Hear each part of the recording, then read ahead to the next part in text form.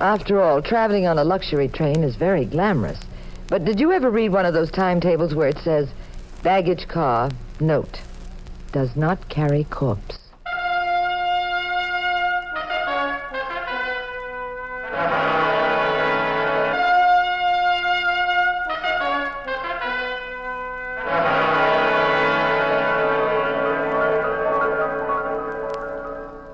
The National Broadcasting Company presents The Adventures of the Abbotts, starring Claudia Morgan and Les Damon as Pat and Jean Abbott, the nationally popular characters of detective fiction created by Francis Crane. NBC invites you to join Pat and Jean each week at this time for an exciting recorded adventure in romance and crime. Tonight's story, The Blue Rocket Express. And here is Jean Abbott to set the stage for our puzzle in murder.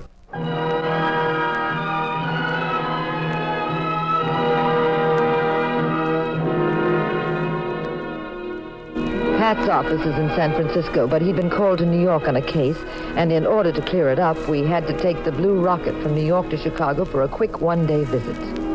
And then we planned to take the rocket back to New York again. We'd checked our luggage through, and we were strolling into Grand Central Terminal. Jean. Yes, Pat? The train doesn't leave for 20 minutes. Why do you always drag me to trains 9 years ahead of time? Now what are we supposed to do? Stand around the terminal twiddling our thumbs? Don't get excited, dear. They opened the train a half hour early, see? Track 32. It's open already. So come on. Stop being a typical husband and get on the train. Oh, of all the silly things. Dragging me here so early that you go ahead. Why? I need razor blades and cigarettes and a couple of magazines I forgot to buy. We got here too early. Well, you're lucky I brought you here so fast. You'd have forgotten about it. Okay, now just stop being a typical wife and get on the train.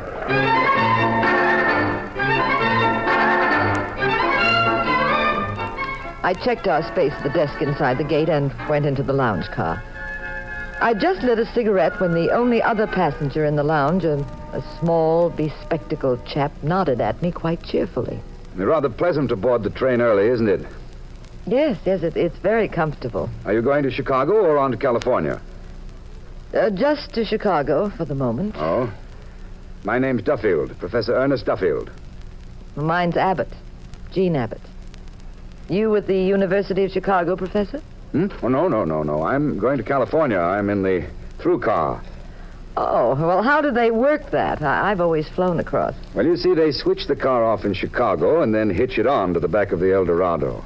That way, as they say in the ads, you don't have to change trains. What do you teach, Professor? Well, I'm not teaching anymore, Mrs. Abbott. I'm doing research. Oh. Matter of fact, that's why I'm going to Los Angeles to a conference. And what's your subject? Bacterial warfare. Oh, I hate those words. Thank heavens no one's tried that yet. Oh, but they have. That sounds horrible. What is this conference in California? I'm very sorry indeed, but I cannot discuss that. It would be classified information.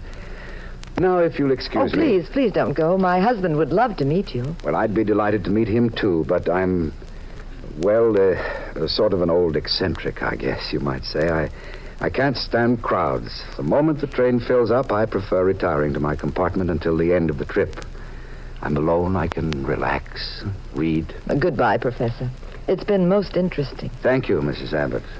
Good evening. Well, leaving us so soon, friend? My name is Charlie Drake. Stick around, friend. I have a few stories you'll like. I beg your pardon. Well, get him. He ain't square. He's oblong. How about you, ma'am? I guess we might as well be friends. We're fellow travelers in the old choo-choo. Drake's the name, Charlie Drake. I'm the original good time Charlie. Uh-huh. You traveling alone, honey? Just a small-town girl at the mercy of all the traveling salesmen? No.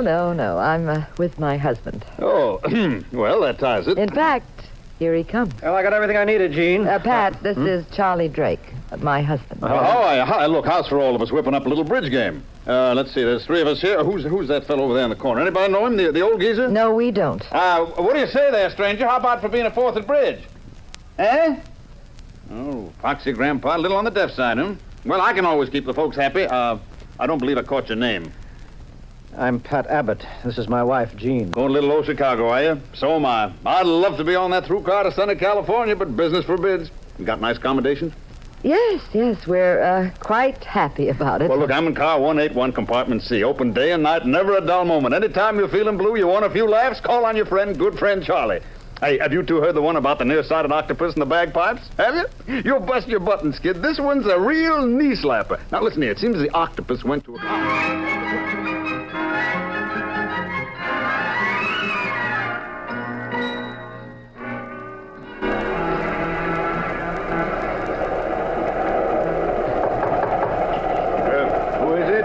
Pullman conductor, sir. Urgent telegram for Professor Duffield.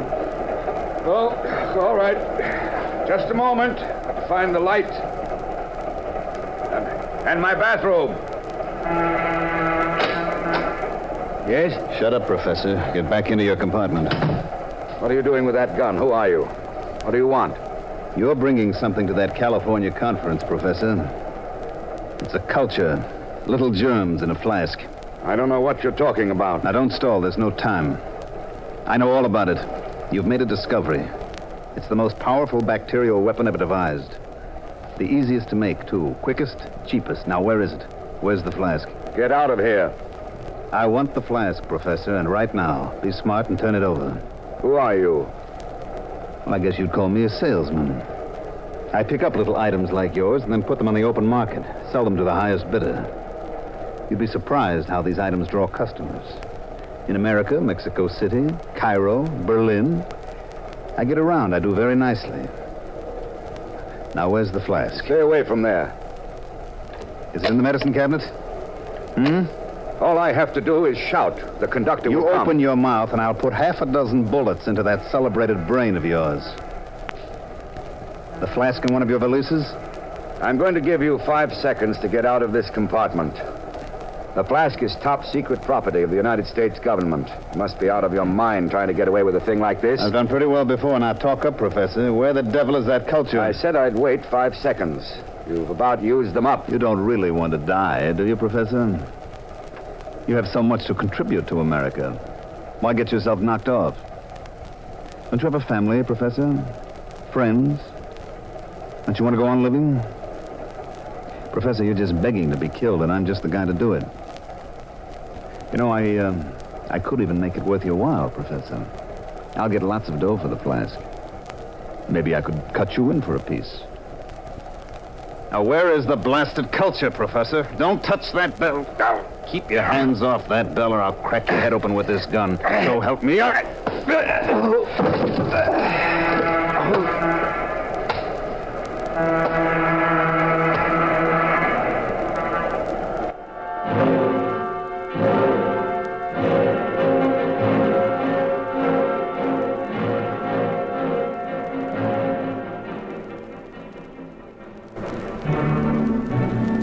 After Pat and I left the lounge, we didn't see the professor or Good Time Charlie for the rest of the trip. We left the train at Chicago without knowing there was anything wrong. Neither did anybody else. Pat tended to his business and then took a relaxing spin on Lakeshore Drive in a cab. And by early evening, we were back on the return trip of the Blue Rocket Express heading for New York. After dinner in our compartment...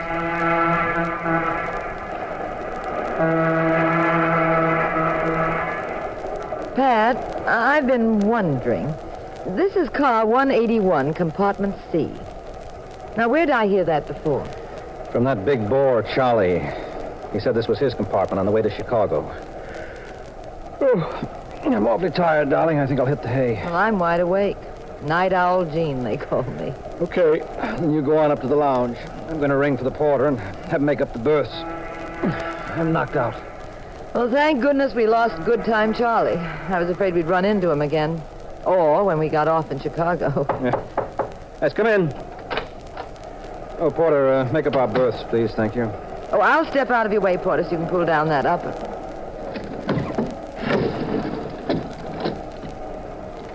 Pat, look. There's a body up there.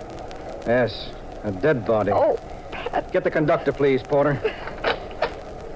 Oh, someone did quite a job on him. Well, it's Professor Duffield. What? Who's he? Well, I met him in the lounge car when we were leaving New York before you got here. He's a scientist and expert on bacteriological warfare. Well, that makes it worse, much worse. You better have the conductor notify the FBI immediately. But this wasn't his compartment. What was he doing in here? The porter tells me someone's died in here. Yes, conductor. When he lowered the berth a moment ago, we found this body. What are your names? Mr. and Mrs. Patrick Abbott. All right. I'll find another space for you. Now, don't discuss this with anyone under any circumstances, except the police. I'll have them aboard on it at our next stop. Now, we'll take care of everything now. Just keep calm and keep quiet. Don't go to sleep in the space I give you until I've had a chance to get more information from you. This man, the dead man, was in the wrong compartment. Oh, what do you mean? Well, I met him on the way to Chicago on this train last night. If he was murdered and then his body was shoved into the upper berth and left sealed there, this is not the compartment he had for himself. His name is Professor Duffield. He was originally on the through car to California. He was in highly classified government work, conductor. You better report that instantly when you contact the police. My schedule book says the man who occupied this space on our trip out was a Mr. Charles Drake. Now, conductor, my wife wouldn't make a mistake. Besides, Charlie Drake, Good Time Charlie, as he called himself, got off in Chicago. This is not Drake. Look, would you do something for me? Oh, what is it? Here are my credentials. I'm a private investigator. The New York police will know my name if you want to check. So will the FBI and the Pentagon. I've been on cases involving classified material. Well, you tell all this to the police, Abbott. I'm just a conductor trying to get a train into New York. All right. Now, this train is a radio phone. So is the El Dorado. And time may be terribly important. Would you let me call them? Well, what for? I want to ask them if Professor Duffield is aboard. Well, he's lying there dead, isn't he? Look, just let me make the call. I have a theory. There's a phone in the diesel cab of the El Dorado. I read about it in the magazine. No, I can't let people play games now, Mr. Abbott. I have to see if there's a doctor aboard. I have to contact the police at the next town. The one call. I have the right to do that, don't I? Look, I can't get away, can I? You can listen to the conversation if you like. I'm telling you, this may mean the solution of the case. Okay, make your call. There's 2 cars ahead. Thanks. Come on, Gene.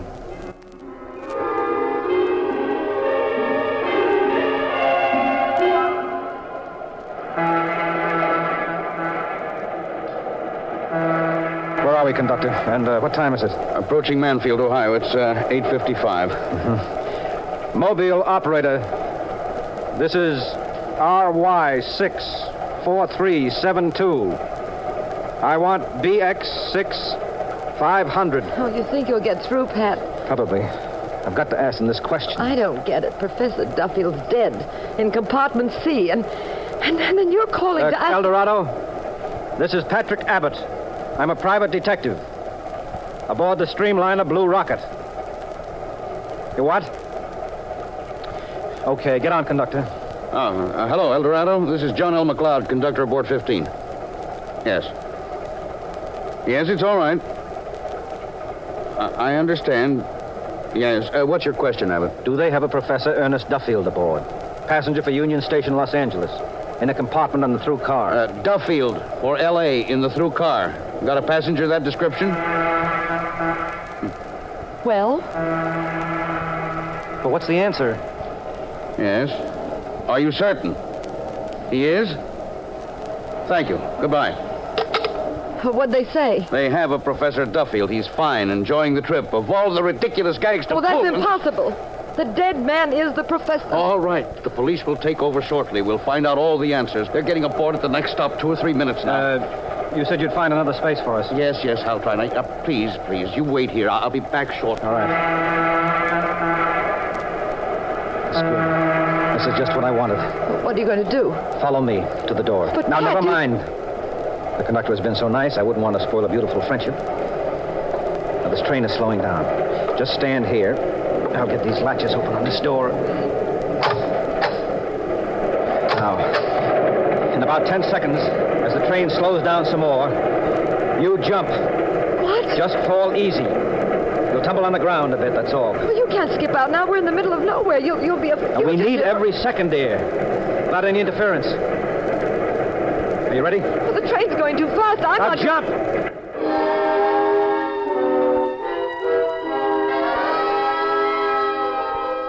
We were lucky. We landed on soft ground. Oh, thank goodness the train wasn't going quickly. It was very dark. We were in deep grass somewhere in the middle of Ohio. No lights anywhere. Nothing. Now, let's see if we can... If we can what, my dear, crazy Mr. Abbott? Exactly how do we solve a murder case involving a top-flight scientist by roaming around here by the railroad tracks? Dear, this is Mansfield. I saw on the timetable that the El Dorado is due at La Junta, Colorado, about 5:40 in the morning. Now, if we can find a road and get a hitch and grab a plane... Yes, if... Look. Through the grass. There's a paved road way up there. I saw a headlight. Come on. Let's try for that hitch. Hurry, Gene. We got the hitch in an old Model T. A very friendly farmer picked us up and told us there was a small airport about 15 miles away. A young veteran was operating a cargo plane service out of it. We bounced along the 15 miles in the old Lizzie, rattling like the famous skeletons on a tin roof. At the airport, we met the veteran. We thought we'd have trouble, but he was an eager kid, and the idea of trying to catch the El Dorado appealed to him. We stepped into his plane. Yeah, I think we can do it, Mr. Abbott. Where do you figure on landing? Well, that would be up to you, of course. Oh? But I'd like to pick them up somewhere around La Junta. If not, perhaps we might catch them in New Mexico. Okay, now, you keep the timetable of the El Dorado in front of me, and I'll head for La Junta. Well, isn't that country out there pretty rugged? Yes, ma'am. Cliffs, hilly, rough terrain. Well, can you make a landing out there where we can walk away from? Ma'am, I used to fly over a spot called the Hump back in the war. From Assam to Cumming. You can fly over that. Anything else is a vacation with pay. Oh, fine. That's a help. It's all we need. Real soupy storm. Now, we've got to get through. Cross your fingers. I'm taking off. Only by the way. Yes? There aren't any parachutes.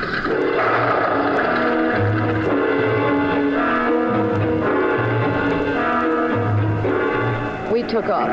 Pat and I squatted on bucket seats in the back. The weather was awful. The little plane rocked, rolled, and practically stood still in midair. And time was passing. Precious time. Pat, Yes, Gene? how do you fellas do it? Do what? Just sit there quiet-like as if you were on a pleasure jaunt.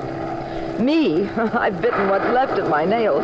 I've recited pertinent excerpts from a book I read called How to Keep Calm in a Crisis. Well, just relax. There's work to be done. Oh, yes, you always say that. But you have ice water in your veins. You're the rugged type. Me, I'm the delicate, scare, real easy type. It's none of my business, Mr. Abbott. It's kind of silly to ask now, but are you 100% certain this trip was necessary? Why couldn't you have left it to the police where the train stopped? Because I'm after that train.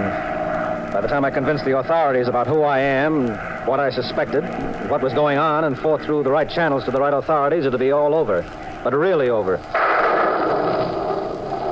How to keep calm in a crisis. Remember the key words. What the dickens are those key words? I'm down about as low as I can get. We ought to be directly over the railroad tracks. I can't get any lower, we'll smack up. Well, have you got any field glasses in this flying percolator? They're around here somewhere. See if you can spot the train. It shouldn't be too hard. The El Dorado's got a headlight that throws a beam about a half a mile. I've got the glasses. I'm watching. Pat, we're awfully low. Yes, ma'am. If he suddenly spots anything and has to climb to avoid it, we might stall, mightn't we? Now, just relax, dear. I told you before... You see the train? No, not yet. Well, you better see it soon, Mr. Abbott. I can't keep this up indefinitely. If we come to a very high spot, I may not be able to hedge hop like I'm doing. Well, it should be here. Unless it's late. I don't see a thing. Just miles of track. I can just about make out the tracks. This storm is cutting the visibility down too much. Are you positive you're right about the time and the place? Yes, absolutely, Gene. The only thing could throw us is if that train is very late. That could be. Then we'd have to backtrack. Well, it probably is late with this weather. Now, if you just keep mum, dear, Wait a minute, wait. Wait a second, I've spotted it. I see it. The streamliner, about 20 cars. There's no freight. This is lit up like a Christmas tree down there. Oh, thank heavens. Now what? Can you get about 10 or 15 miles ahead of her and find a place to sit this plane down? I can try. Oh, my aching GI back. Find a place to sit down here, huh? We've got to, my friend. A scientist with top secret information has been killed. His head was bashed in. Holy Aunt Hannah, is that what Yes. this trip... The killers are on that train. So put it down sweet and gentle and make it real fast. If I can see a big enough stretch. This is a very small plane, but that doesn't mean we can land on a dime. You know, Wait a minute. I see a spot. doesn't look too bad. Of course, that rain's got so many puddles going, we could land and maybe hit a ditch or a gully or give hole and turn right over. I'll never see it coming. All right. Put it down, pal. Huh? Right where you think we have a chance to make it. Okay, now if I overshoot this field, there's a cliff up ahead there, see? Let me see. We'll go right off the cliff. Now put it down, I said. Steady. Jean, dear. Yeah. Brace yourself against that seat. Wish I could see more, but here goes. Start praying. Easy, boy. Easy. That's it. Pat, I can't look. Easy. This is it. Now. Pat, the cliff. We're too close. We're too close. Made it. Oh, Rod. That's wonderful. Beautiful job. Now, look.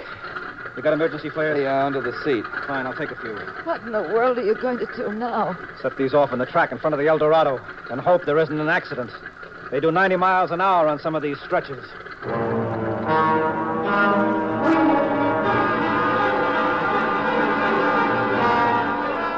We ran through the rain to the tracks. The pilot stayed back with his plane and was to join us later. I'll light a flare here, Gene. There. Now, just hope the rain doesn't kill it. You hear the train coming? No, not yet. Okay. Put another flare here.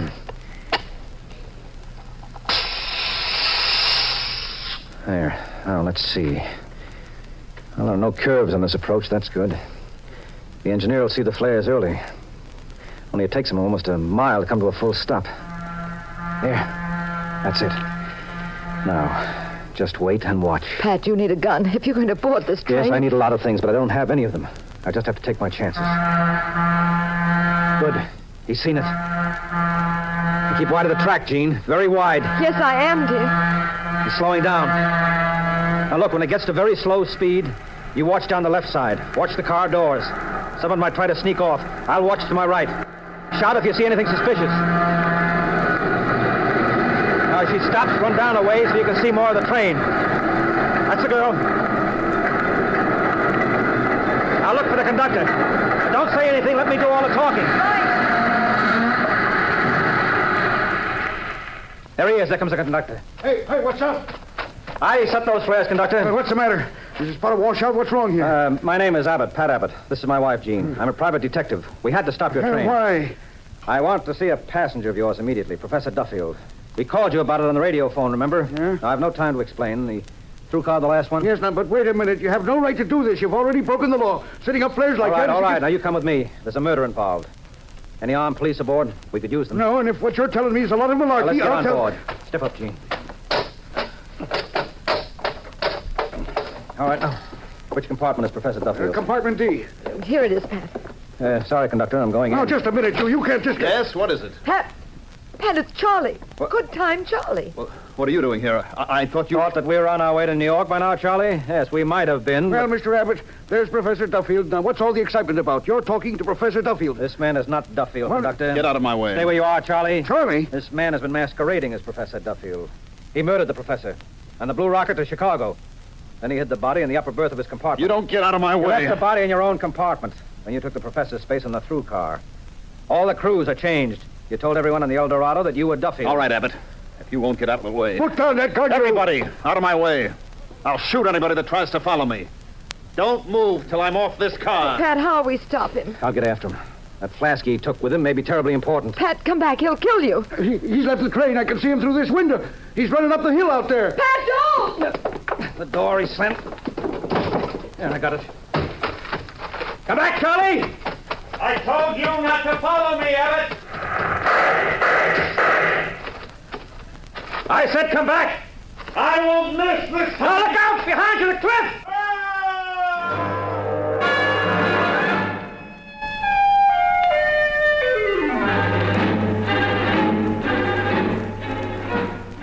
Charlie, gripping the flask, fell 3,000 feet.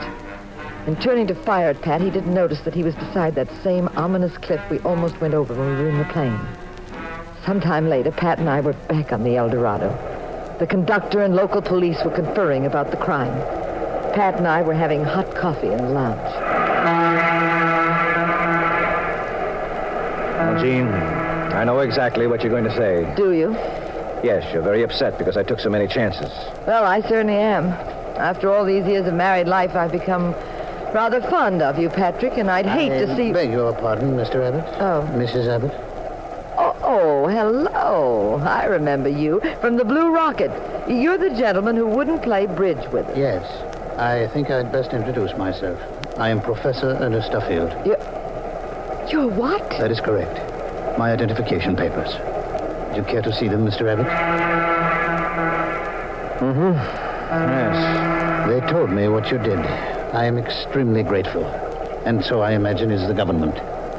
It is quite simple. The man Charles Drake murdered was hired to impersonate me. I was bitterly opposed to the idea, but the Scientists' Commission insisted upon it. I pleaded with them, but they wouldn't listen. The chap volunteered for the job, fully realizing how dangerous it was. Well, Professor, your flask is gone. I presume it contains something very valuable? It was supposed to contain something valuable, Mr. Abbott. And Mr. Drake went to great pains to find it, but, of course, it was worthless. The flask Mr. Drake died with in his hand was a nickel's worth of colored water. The real flask obviously is being sent to California by other means. And how do we know you're Professor Duffield? I don't like to seem rude or melodramatic, but couldn't those identification papers be a government-manufactured fake for security reasons? Couldn't you be a government agent, maybe impersonating Duffield, too? Did the government take the chance of revealing who the real man is even now? Did they, Mrs. Abbott?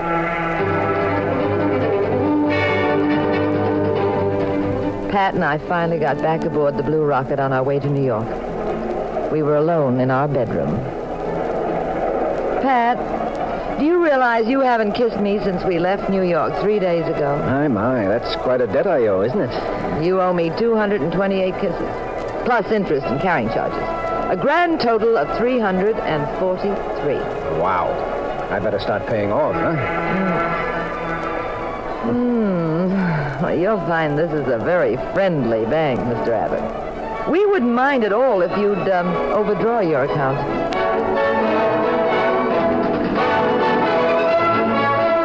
Moral of the story. There are plenty of fast express trains from Chicago to New York. But if you have a handsome husband who likes to make love to you, don't be a fool. Take a slow train.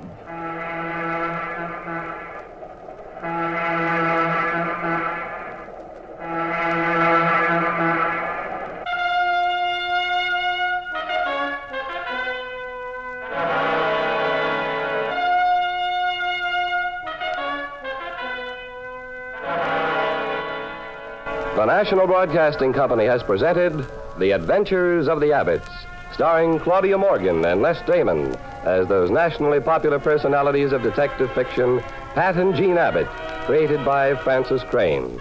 The cast included Kenny Delmar, Louis Van Ruten, and Mandel Kramer. The Adventures of the Abbotts was written by Howard Merrill. Original music composed and conducted by Dewey Bergman. Produced by Ted Lloyd and Bernard L. Schubert. Directed and recorded by Harry Frazee. This is Bill Rippey speaking. Next week, same time, same station, another exciting adventure in crime with Pat and Jean in The Adventures of the Abbotts. This is the United States Armed Forces Radio and Television Service.